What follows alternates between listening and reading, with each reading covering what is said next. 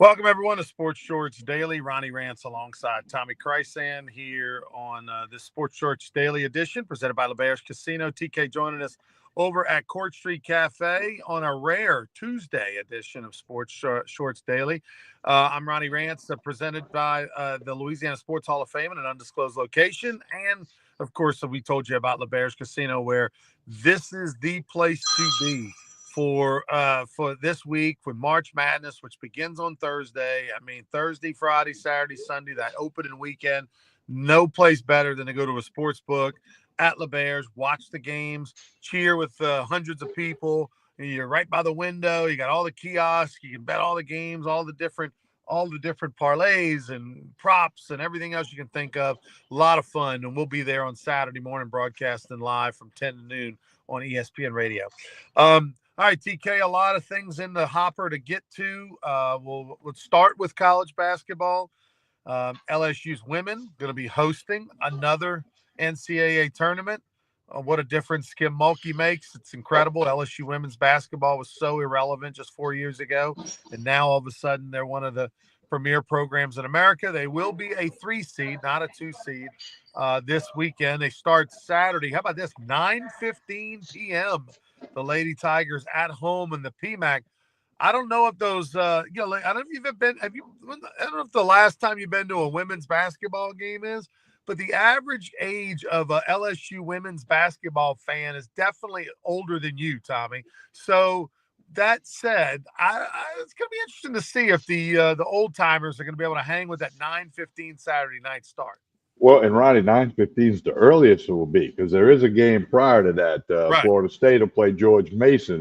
Let's just say that's an overtime game or something. Probably not, but or if it's just one of those games that drags, that 9:15 could turn into 9:30 or even later. You just never know. But TV controls that, and I don't think Kim Mulkey or her team will care what time it is. They'll be ready to go. Um, all right, so the Tigers they get what they wanted. They get a home regional, if you will, the first and second round in Baton Rouge, which gives you the best shot to get to the Sweet 16. I said earlier the way this team has played and against the better elite teams, I feel like making it to the Sweet 16 is sort of about what they are. And if they make it to the Elite Eight, they actually will have surpassed their seeding as well as expectations, in my opinion. Um, the men, how about this? 14 of the 16 teams from the SEC make the NCAA tournament. I mean, that is just ridiculously crazy. The greatest year in the history of the SEC basketball by a lot. And the funny thing is that they cut a deal with the NIT tournament a few years ago, where the first two teams out that aren't in the NCAA tournament, first two teams that are in the standings would automatically get an invite from the NIT to their tournament. Well, that means that LSU and South Carolina, who are both terrible, technically could have played in the NIT tournament. They both did the right thing and turned down the invitation. Yeah, they sure did. I mean, and it goes back to something we talked about a couple months ago. South Carolina and LSU considered to be, according to reports, 15th and 16th in NIL money. Well, guess what? They finished 15th and 16th in the standings, and yeah, I think it's a good thing for them to not go. Coach McMahon needs to immediately start addressing things for next year. I mean, you can't wait. You can't take a week off and say, we'll start addressing things with the new NIL money, that the money that's coming down with the revenue sharing. Just got to get after it. But it didn't need to go play somebody and get beat by 25 again. And South Carolina thinks the same thing. So, but man, you said it right. 14 of the 16 teams. And I'm going to go on a limb here and say that 14 of the 16 might be in the NCAA baseball tournament trying to get to Omaha. Certainly would think 12 or 13. So the FCC continues its dominance across the board, not to mention gymnastics, track and field, softball, the women. LSU, the only school with baseball and softball ranked in the top 5. The FCC is just the real deal. Um, the uh, the, uh, as far as the NCAA tournament is concerned, there's always those teams, Tommy, that feel like they're robbed. There's always those But teams that feel like we got screwed over. We should have been in the tournament. Now we're going to the NIT. It's ridiculous. I mean, and you usually always can make a case for 3 or 4 teams that right there on the bubble that should be in. This year, the backlash has been that the North Carolina Tar Heels, one of the blue blood programs of college basketball, whose AD is literally, the head of the selection committee this year, and they got in, which meant that the AD gets $100,000 bonus because North Carolina goes into the NCAA tournament.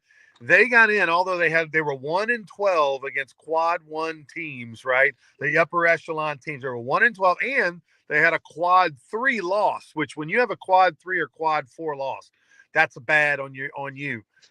Whereas West Virginia and Indiana clearly had better resumes and probably should have been into the tournament over North Carolina. But North Carolina had their AD on the committee, and he was the head of the committee. Oh, by the way, he wasn't in the room when they technically elected North Carolina, because that's standard practice. If you're an AD on the committee, when they talk about your team, you got to leave the room. But that doesn't matter. The influence is still there. well, And clearly, right, this is nepotism or whatever. This is favoritism. But this has been going on for years. I don't really have a problem with it, Tommy. I mean, it is what it is. Indiana, get your AD on the committee. You know what I mean? They roll off. It just is what it is. Everybody who's ever on a committee, any AD who's ever on the committee, always, if it's a little shaky, always gets their way with their team. right. Am I correct? The chairman of the baseball committee is J.R. Teagues from Southeastern. I think this year, yeah. Yeah. All right. Let me go back to the West Virginia. Did you see the governor? What he said? Wait, Ronnie, the best thing ever. Somebody prepared this for him, and they put FLA State for Florida State. And when he was reading the thing, he said Fly State. Like he didn't even know it's Florida. It's like when the politician in Philly tried to spell Eagles. I mean, politicians stay in your lane. I think he's got more things to worry about West Virginia than the basketball team. It's just when them politicians dive into the sports world and they have no idea what to say or do, and you read the script, and when you're supposed to say Florida State, because they abbreviated it, you say Florida State. No one respects another word you say from the sports world. He might be a great politician. I don't know. But sports, stay in your lane, dude.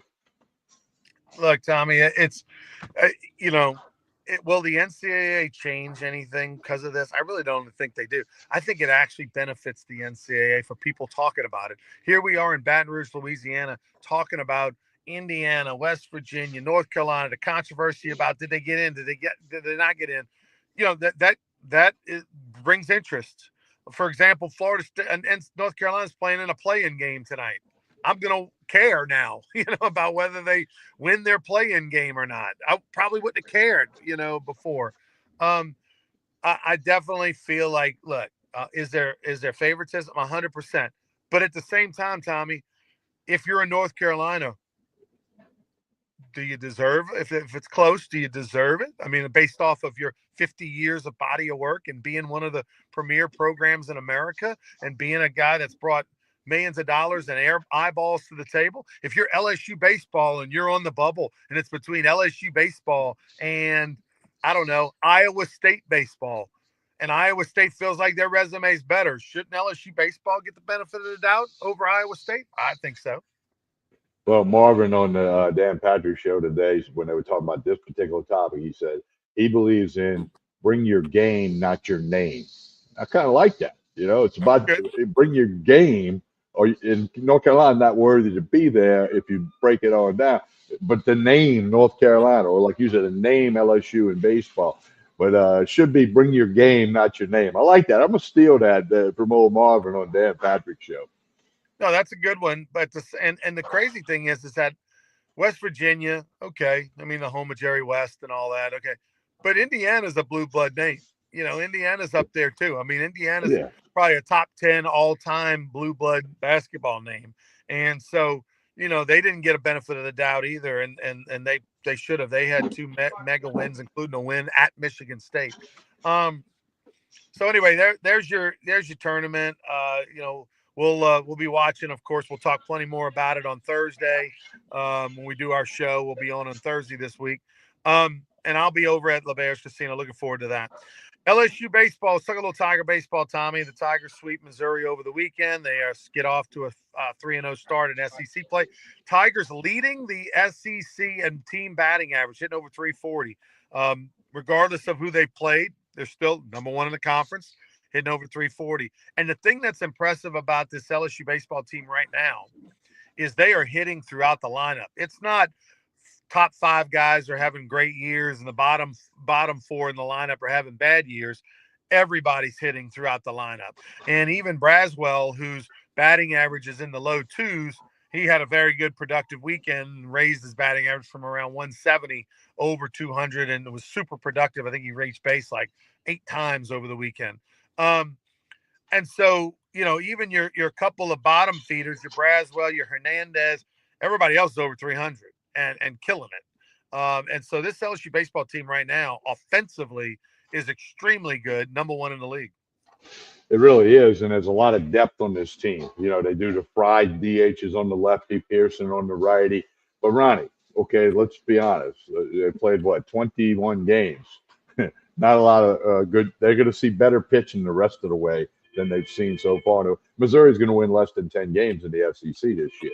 But hey, you can only play who's in the other dugout, right? That's all you can do.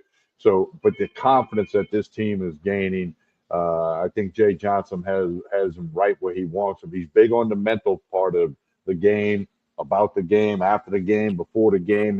He really emphasizes that to keep control of these guys. And if this team can stay selfless and not worry about who's at the plate or who scored the run or who's coming out of the bullpen, they got a chance to. I mean, I don't think they're going to be in Omaha. I mean, there's so much depth that you're going to get an injury or two somewhere, but that's not going to hurt this team. And you still hadn't had Gavin Guidry on the mound. That's a little bit of a mystery. They keep saying they're waiting for the medical green light, but when's it going to come? Lynn Rollins said they saw him soft tossing in the outfield a couple games ago. Not pitching, just kind of tossing, but he still hadn't been available. Because see, not for tonight with UNO, but this weekend they got to give an injury report prior to each game with Texas, and then we'll see if Guidry's even listed. But we'll worry about Guidry if he shows up. We'll worry about what they have done so far. How about they sweep Missouri and drop from 1 to 2 in the D1 poll? Because Tennessee jumped them. Them two been flipping. But here's my thing. We say this every year. Where you are in the polls in mid-March, not that important. It's cool. It's fun for me and you to talk about and all our colleagues to talk about. But where you are at the end of May is what's really important. Yeah, I mean, look, I think Tennessee deserves to be number one. I mean, they played Florida the first weekend, swept them, and looked fantastic against Florida. And LSU beat the worst team in the league, and so by virtue of that, and Tennessee hadn't lost a game this year. So, I definitely think Tennessee deserves to be number one right now. But it doesn't really matter, as you mentioned. That you want to stay high as you can, but at the end of the day, 1, 2, 3, 4 doesn't matter. As far as LSU baseball, Derek Curiel is so good. Their freshman outfielder who's playing left field, probably be playing center field on most teams. His at-bats are so impressive. He leads the SEC in batting average as a true freshman. He's gotten on base every single game he's played this year. He leads the SEC in hits. He leads the SEC in walks. And his on base percentage, which is second most, I don't know who's first. I need to look that up. 598 on base percentage. He's basically has a 600 on base percentage. It's just incredible.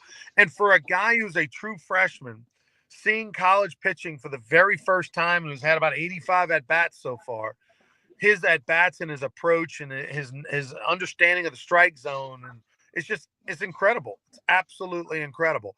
And I don't want to jinx him, but he's in that conversation. He's in that Todd Walker, type conversation. Gonna be in that Todd Walker conversation as best Dylan Cruz, best freshman ever kind of thing. We'll see. Plenty of season left to go. I know that. We're only on the 18th of March. We got 2 more months of regular season play. But I mean, the approach and the professionalism and the understanding of the game at this age. And oh, by the way, he's not a guy who came out of nowhere. He's a preseason and a freshman of the year in the league, and all that. And everybody knows about him. It's beyond what I expected. One thing you said that strikes me, and I was going to say it if you didn't say it, his knowledge of the strike zone, which is, great hitters, all the great hitters, I don't care what level, they know they have a knowledge of the strike zone. He's got that. But more importantly, the on base percentage. The on base percentage is more important than the batting average. And coaches all study that. They know that. Scouts look at that. And he's got that. He's leading the world in that. And man, it's just fun to watch that guy play baseball. He does not look like a freshman, as you said, but it's going to be fun to watch him for 3 years. I can tell you, he's going to, and as time goes on, then you're going to start hearing the Dylan Cruz and the other greats that played at LSU. He's going to get those comparisons, or maybe he'll separate. I don't know, but he's fun to watch. Hey, you'll be on the call tonight against UNO's Privateers. I know Ryan Maestry's going to be in attendance tonight with a friend of mine who used to play for him. They're coming up for the game, so hopefully you can say hello to Coach Maestry. Yeah, Coach Maestry in the Louisiana Sports Hall of Fame. UNO, by the way, speaking of them, Dax Norris is their head coach. You go, well, what happened to Blake Dean? Well, Blake Dean stepped down second week of January, got out of coaching. He's in the roofing business and all that now. Things are just wild and crazy over at UNO in the athletic department. The funding has been slashed. There's been much written and said down in New Orleans about the future of UNO athletics and the uncertainty of it and all that. And I think Blake just had enough and did a great job over there for, I think, 9 years or so. Made them very relevant. It's hard to keep a head coaching job in baseball for that long these days because expectations everywhere are high, but he did a good job of that. And but Dax Norris, who played for Jim Wells at Alabama, was a great player and played professional baseball and has been a coach and an assistant coach under Blake Dean, got promoted to head coach.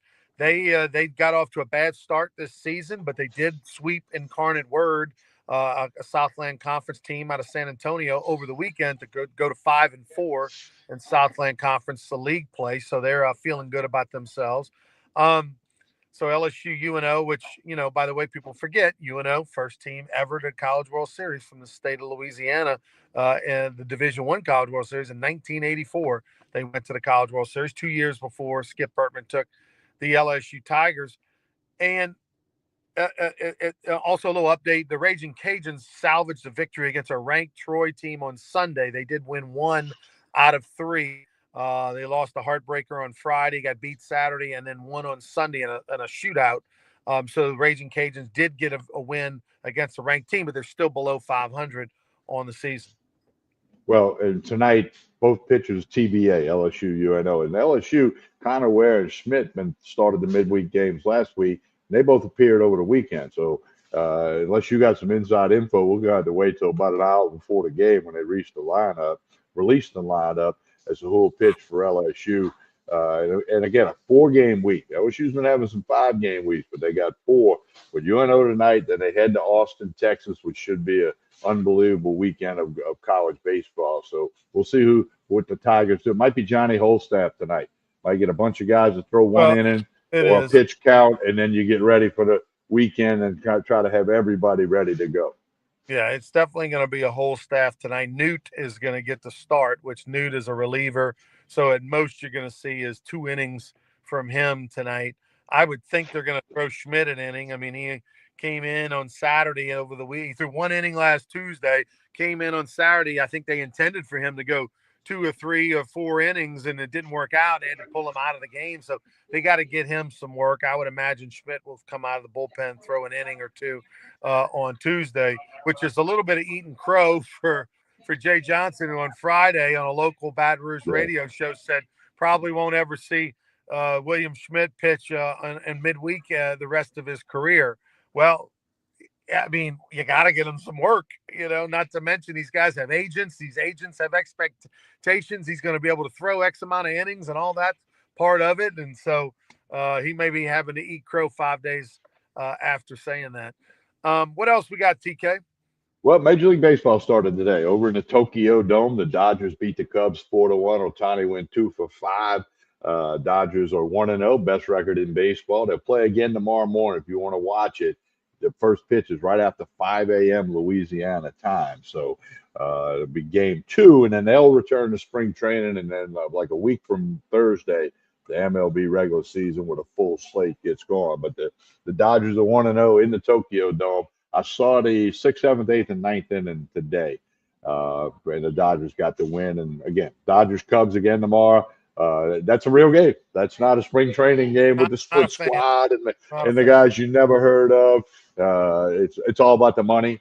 You know, the money that MLB is making by going to Tokyo is unbelievable. And you know, with Otani and the other Japanese players that are on the team, it's all about the money. That's all. That's the only thing you can say about it.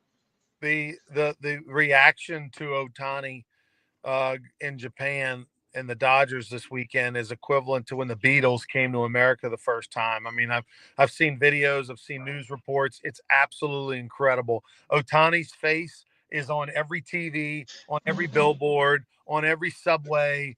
They have merch stands all over selling Dodger stuff. I mean, it's absolutely like a Super Bowl coming to a city. That's what it's like right now in Tokyo. I'm going to tell you how bad it is. And this is a fact I heard Dave Roberts on MLB Network last week. Otani is not staying with the team, and his where he is has not been disclosed. You know, there's a handful of people that know because they didn't want a million people to try to rush that hotel lobby or whatever. So he is not Right. staying with the team by design. I mean that's like rock star status. You know, that's like the Beatles or the Rolling Stones, or that's what that is. I mean, that's like Mick Jagger. Nobody ever knows where he goes to the walls. He stays at Royal Semester, but nobody ever knows where them guys are at. That's the And then I'm thinking like I did it myself just now. I said Otani went 2 for 5. He had a single and he had a double in the top of the eighth and ninth. It goes back to like Tiger Woods when he was playing golf. The headline would be Tiger Woods finishes 10th. By the way, Glover wins tournament. Well, that's what it's going to be all year with the Dodgers. Otani went 2 for 5. Oh yeah, the Dodgers win the game 3-1, 4-1 over the Cubbies. So they just get used to it. They have shutting down pitching for a little while. That's going to ramp up again in about a month.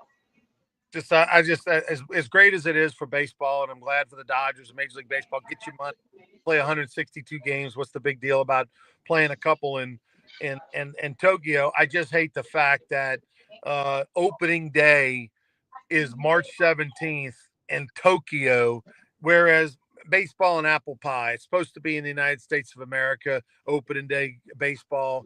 I wish everybody did a daytime opening day. But at the same time, also, it's weird how they're going to start, play 2 games, they're going to count, then stop, go back to spring training, play games that don't count, and then start back up in a couple weeks. That's just so Well, goofy. If I was the Cubs, I'd be pissed. and that also messes up the pitching stuff. I mean, all 30 teams work so hard to groom the pitching staff, starters, hold guys, relief guys, bullpen, and then this you got to throw that off. And I don't know if that'll affect the Dodgers or Cubs. 2 weeks, 3 weeks from now, time will remain. Carl Dunn says Cubs are already eliminated from playoffs. Hunter McCann won't like that, but anyway. No, I agree. It should all open in America, but as Craig said, it's a money grab. This is all about the money, as all sports are. I don't care what sport or where. Money, money, money. John, did you see UNLV hired Dan Mullen to be their football coach? They have come out and said they don't have enough money to pay his full contract as we speak today. Wow. Let's just start thinking about what a school like a UNLV or a South Alabama or people in that category, are they going to get caught up with not having the money they wish they had? Elimination of programs. I don't know. But that was alarming. I think. Now I'm sure they'll have the money by then, and this may have been the way to get it. They said we're broke, but they came out and said it's like an $18 million contract. And they can only afford to pay the first 2 years of it as of today. I definitely think the day is coming where we're going to see athletic departments file bankruptcy or something like that in the coming couple years with all the pay for play stuff and everything, like all the pay for play stuff and everything like that. TK, I'm gonna let you take it from here. Tell us about the Players Championship. I know Rory won yesterday, and then tell us about Court Street Cafe as we get out of here. And I'll be back on with you on Thursday morning. Sounds good, Ronnie. That's right. Rory McIlroy did win the Players Championship in a Monday three-hole aggregate playoff. Rory McIlroy, it's the second time he won it. He won it a few years back. Hey, don't forget Court Street Cafe here in Port Allen, where I'm at today on a Tuesday, usually here on a Monday. Breakfast, lunch, dinner, 6 days a week, Monday through Saturday. Full service bar. They got steak night on Saturday. Always got lunch specials, dinner specials. They got a dinner of the week special. Best way to keep up is connect with Court Street Cafe Port Allen on Facebook and Instagram. You'll be posted with everything that's going on here. Jason and the staff do a super job. Come on by Court Street Cafe. You'll be glad you did. Breakfast, lunch, dinner. You can get it to go. Whatever you got to do. Court Street Cafe in Port Allen.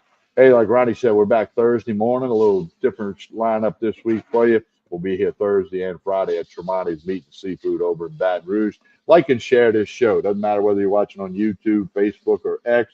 Please like and share this show and tell all your friends about it. On behalf of Jason and the staff here at Court Street Cafe in Port Allen, Ronnie Rance, I'm Tommy Christ, and we'll talk to you again real soon. Thank you.